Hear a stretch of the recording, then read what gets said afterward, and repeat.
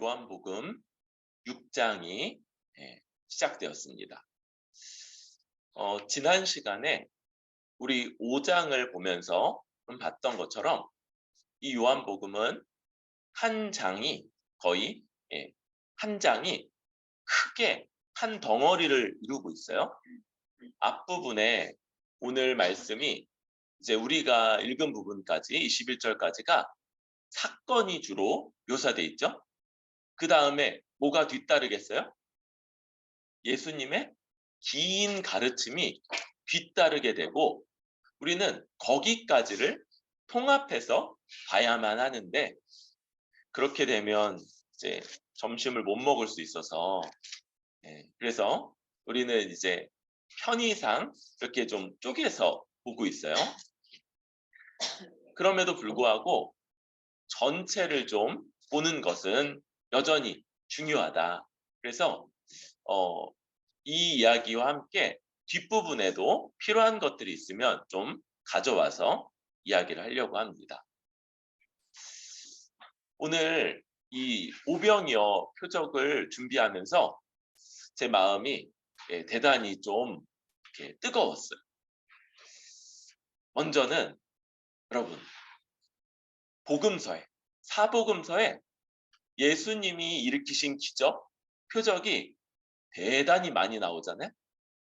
그런데 사복음서 마태, 마가, 누가, 요한 하나도 예외 없이 나오는 복음서의 이 표적은 이 오병이어가 유일합니다. 그러니까 예수님과 예수님의 십자가 사역에 대해서 알고자 할 때 반드시 알아야 하고 반드시 거쳐가야 되는 그런 표적이 이 오병이어 사건이라는 오병이어 표적. 이 사복음서 전체를 볼 때도 이 오병이어가 대단히 특별하다고 그랬죠? 그런데 요한복음 안에서도 이 오병이어는 특별해요. 지난 시간에 예수님이 38년 된 병자를 고치신 사건 어디서 벌어졌어요? 예루살렘이었죠? 예루살렘? 우리 아직 안 보겠지만 7장 넘어가면 이제 초막절이 이르고 또 벌어지는 배경이 예루살렘입니다. 공관복음서들 마태, 마가, 누가는 예수님의 사역이 대부분 갈릴리에서 벌어졌다고 그렇게 기록하고 있는데 요한복음만은 대부분 명절을 맞아서 예수님이 원래 사시던 갈릴리 지역을 떠나서 예루살렘으로 가셨을 때 벌어진 일들을 그리고 있는 거예요. 그런데 요 오병이어 사건만은 어디서 벌어진 일이다? 바로 갈릴리 지역에서 벌어진 일인 거죠. 그래서 오병이어 이 표적이 요한복음 안에서도 조금 독특한 그런 내용을 말하고 있습니다. 다른 이 명절과 관련된 예루살렘의 성에서 벌어진 일들이 주로 유대인 당국자들과 또 사내들인 공회와 이런 정치적, 종교적 지도자들이 예수님에 대해서 어떤 반응을 했는가 보여준다면 여기서는 갈릴리 지역에서 예수를 따르던 많은 무리들, 민초들이 예수님에 대해서 어떤 반응을 보였는가 하는 점들을 좀 살필 수 있다는 점에서 특징이 있다고 할 수 있겠죠. 그러면서 여기까지 6월절, 배경이 6월절이에요. 여러분 오늘 본문은요. 이제 뒷부분으로 가서 예수님이 성만찬을 아주 연상케 하는 그런 용어들을 사용하고 있어요. 그래서 내 살을 먹고 내 피를 마시는 자, 그에게 생명이 있다. 내 살은 참된 양식이고 내 피는 참된 음료다. 이런 성만찬과의 아주 긴밀한 관계가 있기 때문에 오늘 더 준비하면서 제 마음이 뜨거웠던 것 같습니다. 이 뜨거운 마음으로 이제 본문으로 들어가 보도록 하겠습니다.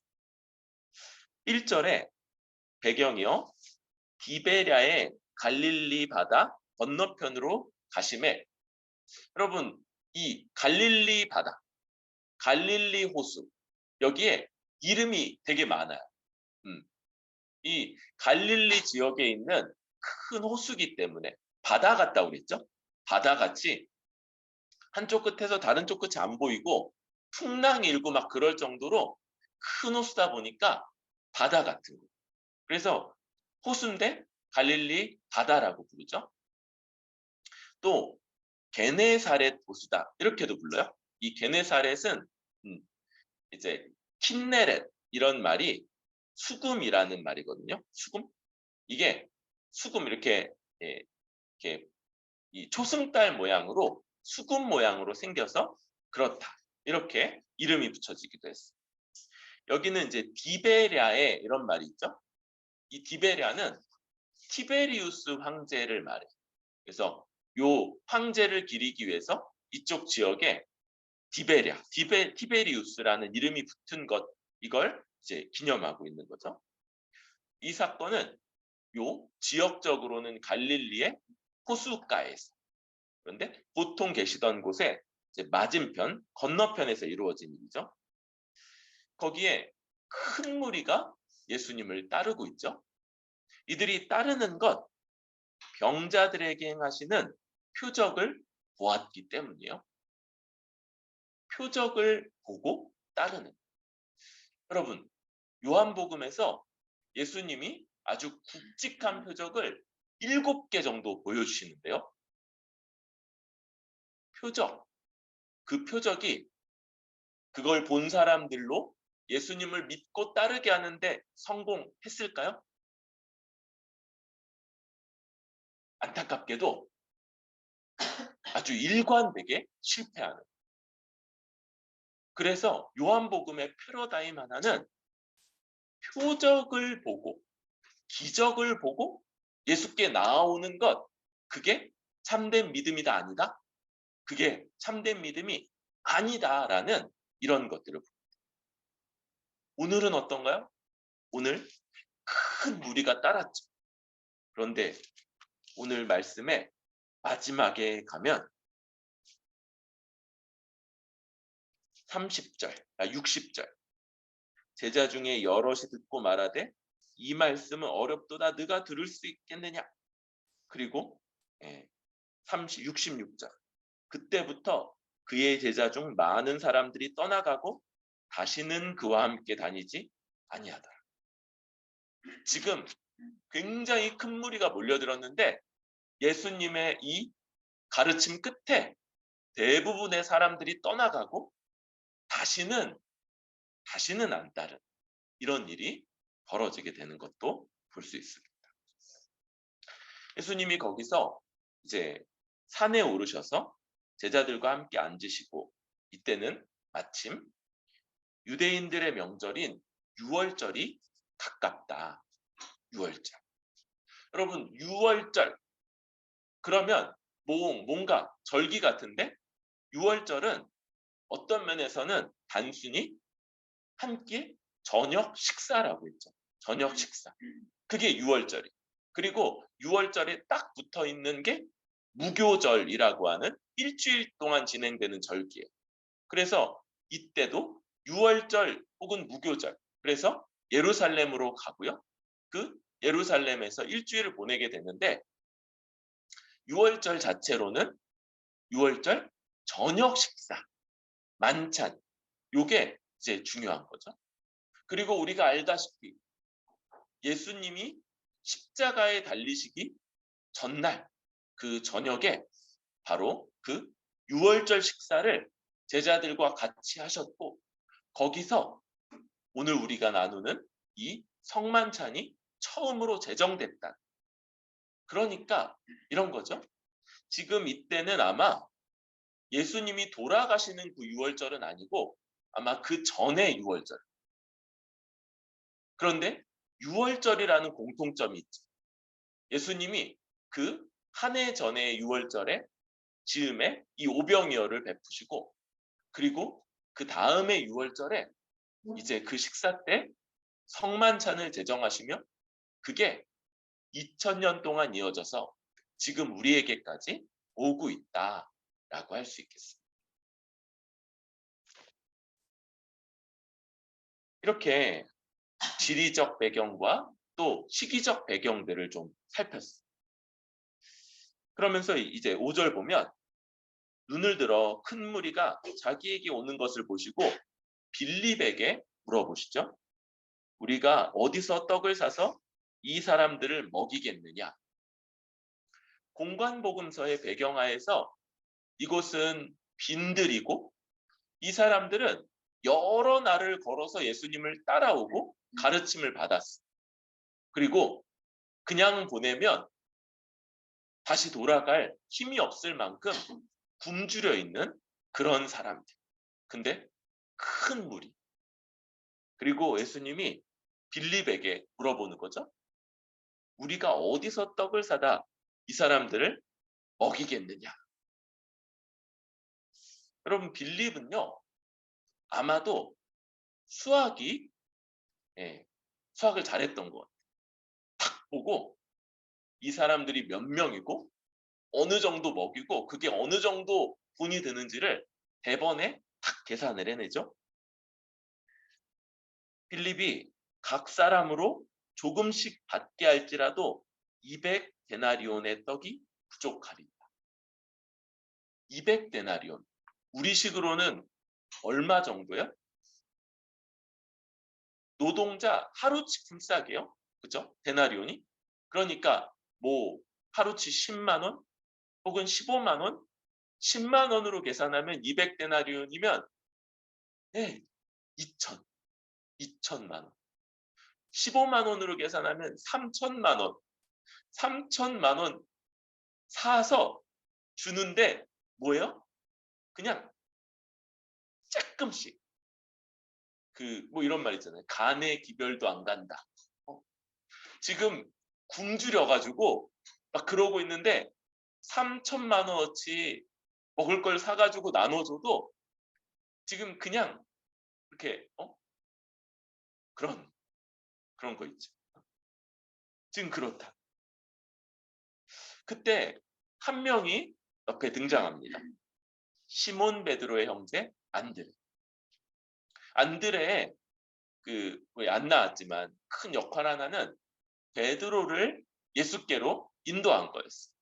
그래서 이전의 내용들, 요한복음의 내용들을 보면 안드레가 먼저 예수님을 만나고 베드로에게 너도 와봐라. 그래서 이제 갔던 거죠.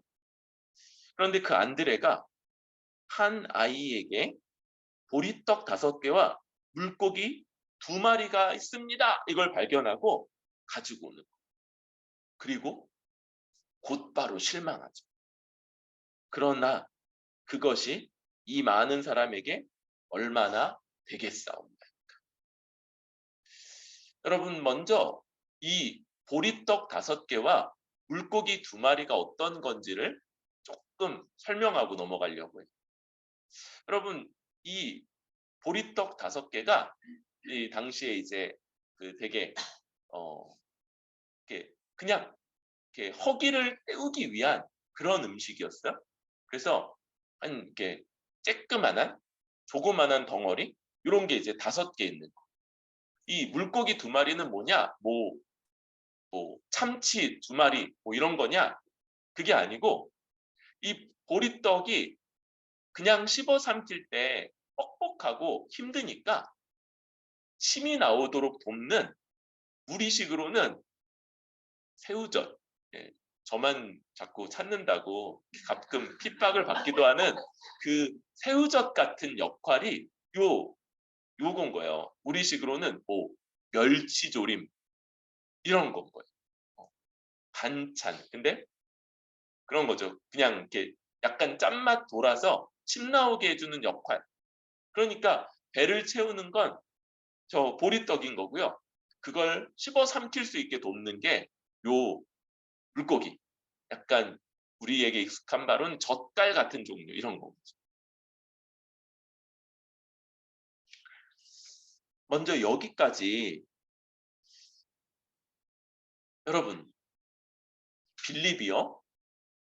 그의 어떤 수학적인 재능으로 대번에 아주 명확하게 계산을 해내죠. 수학적으로 맞았어. 근데 빌립이 제대로 지금 봤습니까? 안드레. 여러분, 안드레. 어떤 거냐면 뭐라도 가지고 온 거예요. 그래서 보리떡 5개, 물고기 2마리 이렇게 들고 왔는데 여러분 그리고 곧바로 실망하는 거죠. 지금 3천만 원어치 사도 간에 기별은 갈까 싶은 그렇게 굶주린 사람들이 모여 있어요. 나중에 보니까 5천 명이라고 하죠. 5천 명. 10절에 5천 명. 그런데 이게 성인 남자만 세요. 성인 남자. 성인 남자면 5천 명이니까 동비슷한 수의 성인 여성들 그리고 아이들은 더 많았을 거다. 그래서 2만 명이 넘어가요. 2만 명. 그런데 자기들이 가지고 나오는 그것 고작 보리떡 5개, 물고기 2마리. 여러분 이 둘은요. 예수님에게 대한 아주 부족한 이해를 보여주고 있어요. 지금 이 빌립도 안드레도 누구도 이걸 질문하고 있고 또 친히 어떻게 하실지를 다 아시는 그러면서 지금 시험하는 질문인데 그 질문에 대해서 제대로 반응하지 못하고 있어요. 우리는 이것을 통해서 우리가 살아가는 이 세상의 척박함과 함께 우리의 부족한 믿음을 돌아보게 됩니다. 여러분, 원래 그러지 않았어요. 이 땅이 원래부터 그러지 않았다는 걸 우리는 말씀을 통해서 알고 있어요. 그런데 범죄하자. 하나님을 대적하여 범죄하고 하나님을 떠나자. 하나님으로부터 쫓겨난 것도 사실이고 또 사단에게 속아서 하나님을 떠난 것도 사실이죠. 그러자 그 풍요롭고 만족스러웠던 세상이 척박해지고 빈곤과 궁핍함 이것들이 우리를 지배하게 하는 세상이죠. 그래서 여러분 2만 명이 넘는 굶주린 사람들이 있는데 몇 천만 원을 들여서 음식을 사도 채울 수 없는 마치 밑이 깨진 항아리와 같이 그렇게 뭐가 있어도 좀 뭔가를 가진 듯 하지만 풍요나 만족스러움이나 그것으로 인해서 내가 기뻐하며 얼마든지 다른 사람에게 나누고 도울 수 있다. 이게 아니고 늘 부족하고 없고 나는 왜 이렇게 없는 것들 투성인지 뭐 하나를 열심히 일해서 사요. 그런데 뭔가를 사니까 나에게 없는 것들이 몇 개가 더 생겨요.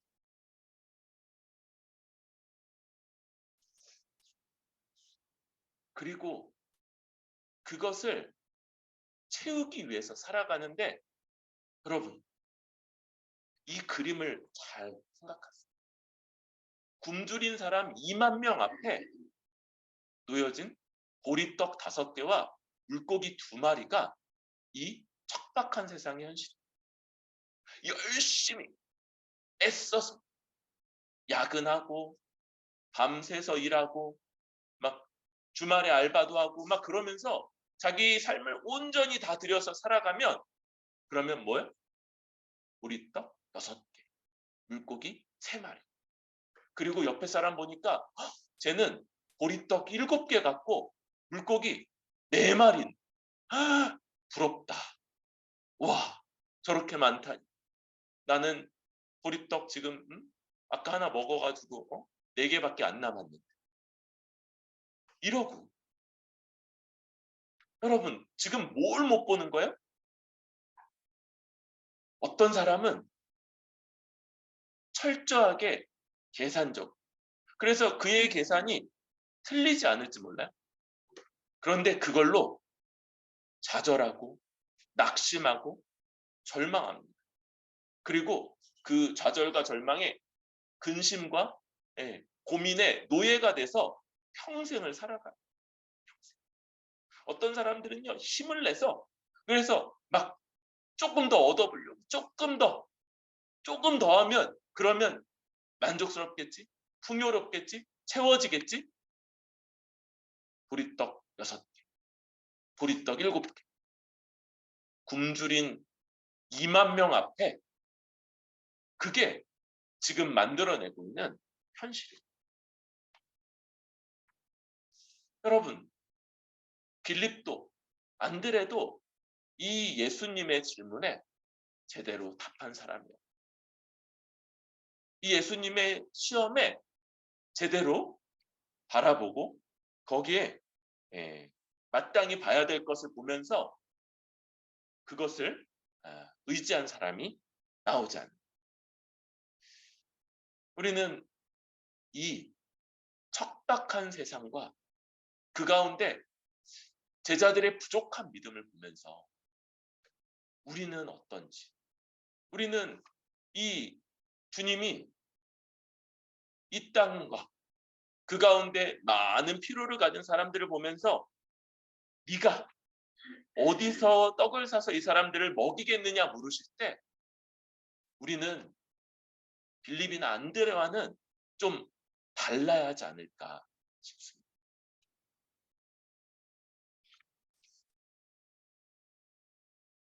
그러면서 이제 10절 이하에서 예수님이 시험하실 뿐만 아니라 답하시죠. 이 사람들로 앉게 하라. 그곳에 잔디가 많은지. 그래서 잔디 위에 50명씩 또 100명씩 이렇게 무리를 지어서 앉게끔 하는 거예요. 그래서 이 5,000명이 그렇게 잔디에 앉아있는 그런 모습을 갖게 돼요. 그리고 11절 떡을 가져 축사하신 후에 앉아있는 자들에게 나눠주시고 물고기도 그렇게 그들의 원대로 주십니다. 축사하다. 여러분 이거 그냥 감사기도예요. 물론 이 단어가 성찬을 유카리스테사이 이런 말로 성찬을 가르치는 용어하고 어원이 같아요. 그래서 이건 역시도 우리한테 이제 뒤에 이어질 이야기와 함께 우리에게 의미하는 바가 좀 있을 텐데 기본적인 의미는 감사기도, 감사기도. 그래서 하나님께 감사하시면서 그냥 나눠주신.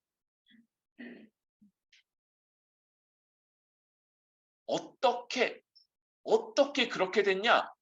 여러분 묻지 마세요. 저도 몰라요. 안 써 있어요. 어떻게 됐는지. 그냥 예수님이 그리하셨다. 그렇게만 나와 있어요. 그리고 사람들이 원하는 대로 마음껏, 양껏 그렇게 나눠주셔서 먹게 하신 거죠. 12절 그들이 배부른 후에 배부르게 먹었어요. 3,000만 원 어치 떡으로도 간에 기별도 안 갈 정도였던 사람들이었는데 배부르게 넘치게 먹고 그리고 제자들에게 남은 조각을 거두고 버리는 것이 없게 하라. 얘 거두니 보리떡 5개로 먹고 남은 조각이 12바구니에 찼더라. 가득 찬 12바구니. 12이라는 숫자 때문에 해석을 안 하기가 되게 어려워요. 여러분, 우리에게 제일 익숙한 열둘 뭡니까? 네. 그죠? 하나님의 백성의 수죠. 하나님이, 주님이 그 백성들을 가득 채우도록 얼마든지 가득 채우실 수 있는 분이다. 이런 의미이지 않을까 싶습니다. 그리고 거두니 12바구니에 찼다. 그리고 이 사람들이 예수께서 행하신 이 표적을 보고 말하되 이는 참으로 세상에 오실 그 선지자라 이렇게 말씀하죠. 요것만 봤으면, 뒤에 안 봤으면 우리가 속을 뻔했죠. 이 사람들이 제대로 고백하는 것. 그런데 15절 예수께서 그들이 와서 자기를 억지로 붙들어 임금 삼으려는 줄 아시고 다시 혼자 산으로 떠나가시. 이들이 이걸 먹고 배부르고 이제 성인 남자면 5천이라고 그랬죠. 와서 강제로 잡아서 임금 삼으려는 걸 아시고 예수님이 이들을 버려두고 떠나가시는 것으로 요 두 번째 장면이 맞춰지게 됩니다. 여러분, 어떻게 이렇게 하셨냐? 본문은 그걸 기록하자. 혹시 어떻게가 그렇게 궁금한 게 우리도 그렇게 하려고 그러는 건가요? 뭐 왼쪽으로 3번 돌리고 오른쪽으로 3번 돌리고 위아래로 7번 흔들었다. 뭐 그러면 우리도 손에 돈 들고 이렇게 왼쪽으로 3번 돌리고 오른쪽으로 3번 돌리고 위아래로 7번 흔들면 뭐 이렇게 넘치도록 되나요? 여러분, 그런 미신적이고 마술적인 이야기 하는 게 아니죠. 오히려 이 장면 그리고 뒤에 무리를 거르시는 장면을 통해서 요 무리를 거르시는 것도 오병이어하고 늘 같이 따라 나오는 그런 이적인데 무리를 거르시는 걸 통해서 창조주의 권세로 예수님을 드러내시는 면이 있어요. 여러분, 그리고 예수님을 창조주 하나님의 관점에서 보면 우리 하나님은 창조 때부터 늘 일이 해오셨던 이 세상 아무것도 없었던 무에서 모든 피조물들이 눈을 뜨면서부터 살 곳이 있고 먹을 것이 있으며 특별히 사람은 모든 것이 갖춰진 다음에 눈을 뜸으로써 태어나면서부터 만족스럽게 살아가도록 하셨다. 하나님은 범죄 이후에도 이른 비, 늦은 비 이런 것들을 통해서 햇빛을 주심으로써 수확하게 하시고 먹고 살아갈 수 있고 만족하며 배부를 수 있게 하셨던 분이죠. 특별히 이곳 지금 빈들이면서 6월절이 가깝다. 뭘 생각하게 합니까? 첫 6월절. 출애굽 이후에 이스라엘 백성이 광야 생활을 하면서 40년 광야를 떠돌면서 그곳에서 아무것도 먹을 것이 없고 마실 곳이 없는 그곳에서 만나와 메추라기로 먹이시고 또 반석에서 생수를 내셔서 마시게 하셨던 이 일들을 기억하게 하는 거죠. 여러분, 우리 말씀을 통해서 볼 때 하나님은요 언제든지 우리에게 이것들을 채워오신 분이죠. 가장 척박한 사막과 먹을 것, 마실 물이 없었던 그곳에서 여러분 하나님이 얼마나 그 백성들을 이렇게 아끼셨냐면요. 40년간 한마디 툭 지나가는 구절이 있어요. 40년간 옷이나 신이 헤어짐이 없었다. 먹을 것, 마실 것만이 아니고 의식주, 옷까지도 40년 동안은 옷이 해지지 않고 신발이 닳지 않는 이런 일들까지 하나님이 베푸셨다고 그렇게 기록돼요. 여러분, 이걸 실제로 먹었던 사람들이 이 표적을 통해서 말은 그가 참으로 오실 선지자다 말하지만 그들의 속마음으로 저 사람 붙잡아서 우리 임금 삼아서 영원토록 배불리 먹어야겠다. 여러분, 이들이 이거 성공했잖아요. 그러면 아마 예수님한테 엄청 불평했어. 왜 맨날 보리떡에 물고기냐고. 딴 거, 고기, 몸에 좋은 거, 야채, 더 풍성한 것들, 그런 것 좀 내놓으라고. 그런데 실제로 이 오병이어를 경험하지 못했지만 우리는 이것을 통해서 우리 하나님이, 예수님까지 우리를 위해서 보내시는 그 하나님이 우리의 피로를 채우고 만족시키며 우리를 이끌어 가신다. 우리는 이것을 알 수 있고 배울 수 있고 또 고백할 수 있는 거죠.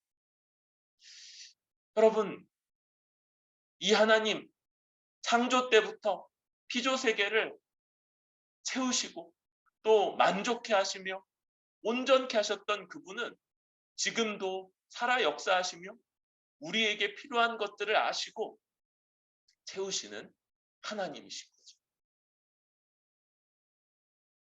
그런데 여러분, 혹시 우리가 저 무리 같지 않습니까? 여러분, 저 음식이 사실 대단히 거칠고 그저 배 채우는 것 정도의 음식이라고 말씀드렸어요. 여러분, 배고파가지고 먹을 것 없어가지고 고생하는 일들 이미 우리나라에 아주 드물어졌어요. 그쵸? 더 좋은 것, 더 고급, 더 건강한 것들, 그거 먹기 위한 문제고 또 남들이 누리는 것, 남들이 다 가진 것 같은, 사실 그러지 않아요? 가진 사람들이 그렇게 가진 사람들이 인스타에 올리기 때문에 대부분이 다 가진 것 같지만 그렇지 않아요. 안 가진 사람은 못 올려서 안 가진 게 드러나지 않는 건데 그런데 다들 가진 것들을 나도 가지기 원하는 거예요. 여러분, 그게 혹시 우리가 하나님께 바라는 것이고 예수님께 구하는 것, 혹시 그런 건 아닙니까?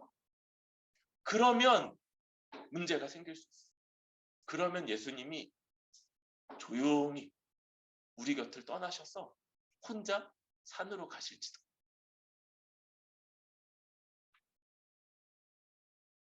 여러분, 우리 자신을 돌아봅시다. 하나님이 우리에게 가장 있어야 하는 좋은 것, 그걸로 우리를 채우시고 먹이시고 입히시며 우리에게 있게 하시는 분이시고 그 증거로 예수님까지 우리를 위해서 보내셔서 죽게 하셨다는 것, 이걸 기억하면서 우리가 하나님을 의지하고 혹시라도 이미 주시고 있는 것들, 그분이 우리에게 주시고자 원하는 것들과는 다른 생각이 있다면 우리 생각을 바꿔 주님께로 다시 돌리는 그런 우리들이 될 수 있기를 바랍니다.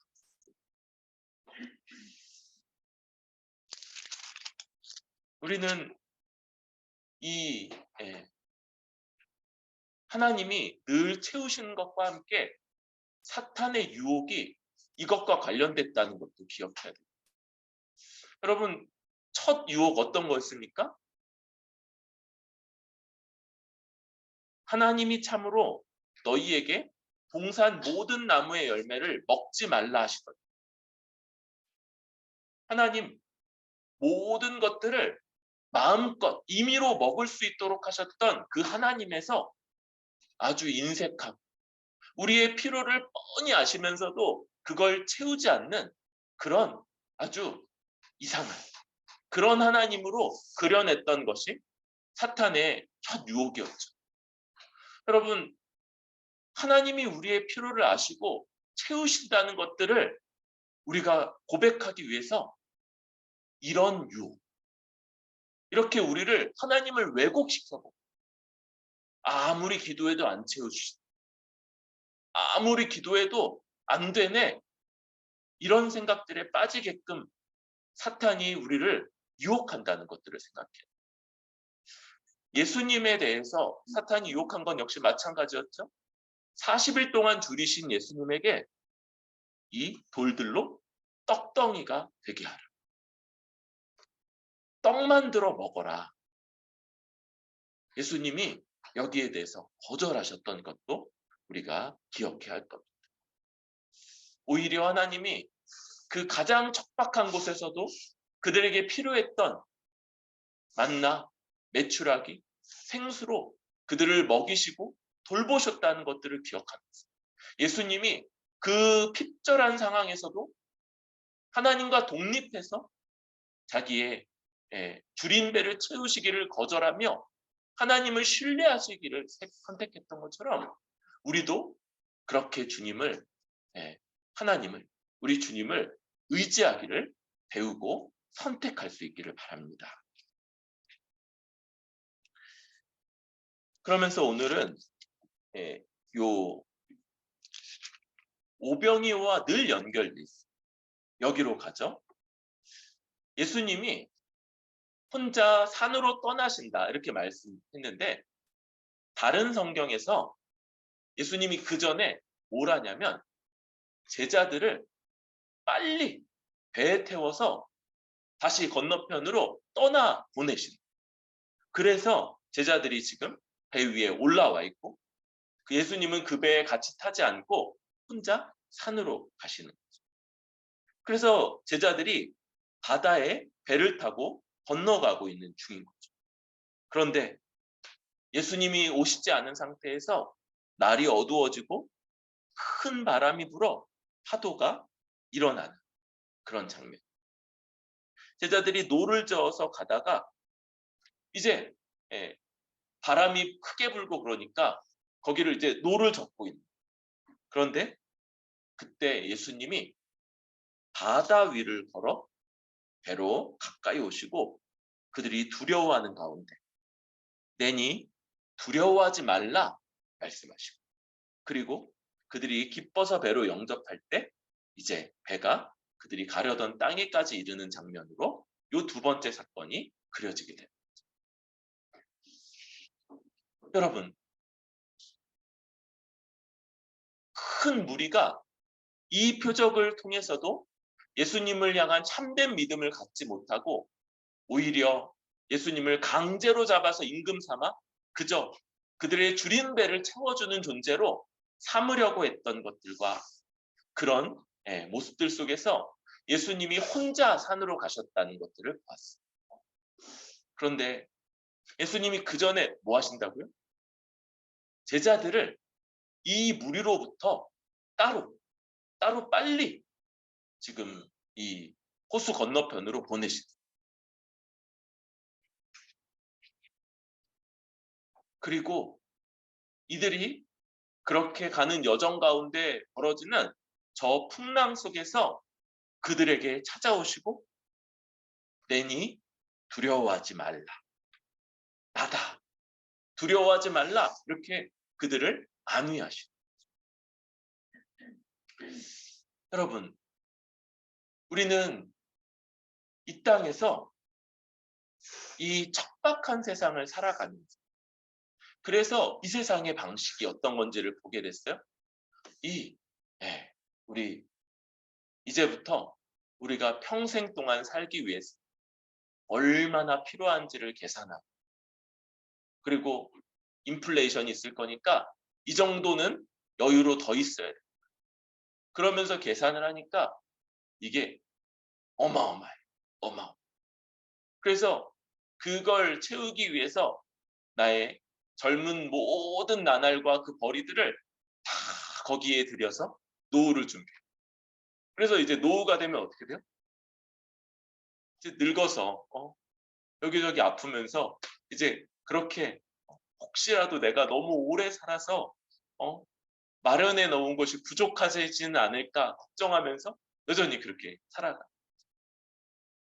어떤 사람들은 열정적으로 더 채우고 더 누리고 더 가지고자 하는데 어떻다고요? 근본적인 이 땅의 빈곤함, 궁핍함을 채우지 못하고 그저 보리떡 5개, 물고기 2마리가 보리떡 6개에 물고기 3마리, 보리떡 7개에 물고기 4마리 되는 그 정도 수준인데 여전히 부족하고 궁핍하고 채워지지 않는 이런 삶일진데 그렇게 살아가요. 그런데 여러분들도 저와 함께 하나님이 우리를 채우시고 우리를 돌보시며 우리의 필요를 잊게 하시고 그래서 주 안에서 살아가게 하신다. 이걸 우리 믿기로 결정했습니까? 이걸 믿고 살아가는. 그런데 여러분 모두가 그렇게 살아가는 거예요? 모두가 우리와는 다르게 살아가고 그때 나만 뒤처지는 거 아닌가? 나만 망하는 거 아닌가? 나만 바보 되는 거 아닌가? 이렇게 보여지는데 여러분 어쩌면 이런 게 우리에게 있는 풍랑 같은 걸지 모르겠어요. 우리도 거기에 그냥 휩쓸려서 큰 풍랑 견딜 수 없을 것 같아요. 그런데 주님이 우리를 위해서 이 2가지를 해주시는 거죠. 하나는 이 무리와 우리를 구별시키는 것. 무리와 우리를 서로 분리시키시는 것. 여러분 우리는 구별된 존재로서 그래서 이 세상의 그 유혹과 모든 사람들이 살아가는 방식에 휩쓸리지 않도록 보호받는 것. 다른 한 가지는 우리도 넘어갈 것 같은 그런 풍랑 속에서 주께서 우리를 찾아오심으로써 보호하신다고 할 수 있는 거죠. 여러분 주님이 우리를 구별시키시고 또 찾아오시는 방식으로 우리를 보존하신다. 이 땅에서 여러분 이 세상의 이 풍파와도 같은 풍랑과도 같은 이런 세상의 흐름 너무나도 크고 두렵고 휩쓸릴 것 같고 또 거기에 같이 안 가면 망할 것 같은 이런 생각들. 그런데 주님이 우리를 지켜주시고 우리가 그들과 동화되지 않도록 보존하시며 그런 흔들리는 상황들 속에서 우리를 찾아오신다. 여러분 그래서 안심할 수 있습니다. 주님이 우리를 찾아오시기 때문에 그리고 우리를 보존해 주시기 때문에 안심할 수 있는 거죠. 그리고 주님을 의지하고 기쁨으로 살아갈 수 있는 거죠. 주님 안 오시는 것 같습니까? 주님 너무 먼 것 같습니까? 여러분 우리 다시 한번 시간을 떼서 주 앞에 기도하며 나아가기로. 주님 앞에 우리의 이런 마음들, 이런 두려움들과 이런 세상에서부터 받게 되는 저 유혹들을 주 앞에 토로하면서 나아갈 때 주님이 우리를 지키시고 우리로 주님의 백성으로 주님의 사람들로 살아갈 수 있도록 그렇게 인도하시고 특별히 우리 이 말씀과 성만찬의 이 연결점을 몇 번 얘기했죠. 아직 이렇게 그 부분을 다 들어가지 않아서 구체적으로 말하기 어렵지만 여러분 그러나 주님이 이렇게 우리에게 허락하시는 주님의 몸과 주님의 피를 통해서 우리는 구별될 뿐만 아니라 주의 함께 하심을 누리고 주의 힘주심을 힘입어 이 척박한 세상 속에서도 주를 의지하여 살아갈 수 있을 것을 믿습니다. 여러분 오병이어 그거 진짜 보면 좋았을 것 같아요. 여러분 그렇지 않아요. 네. 오병이어를 직접 경험한 사람들 대부분이 예수님 떠났던 걸 생각하면서 오히려 우리가 이 오병이어를 직접 보지 못했어도 오병이어처럼 지금도 우리에게 찾아오시고 우리를 채우시며 어떤 척박한 상황 속에서도 우리를 지키시는 그 주님을 믿음으로 바라볼 수 있고, 그리고 그 주님을 기도로 의지할 때 주님이 우리에게 얼마든지 채워주시는 이 은혜로 말미암아 이 세상 속 척박하고 또 많은 사람들이 힘들어하는 세상 속에서도 주 안에서 안식과 위로를 누리는 그런 우리 모든 주의 백성들 될 수 있기를 소망합니다.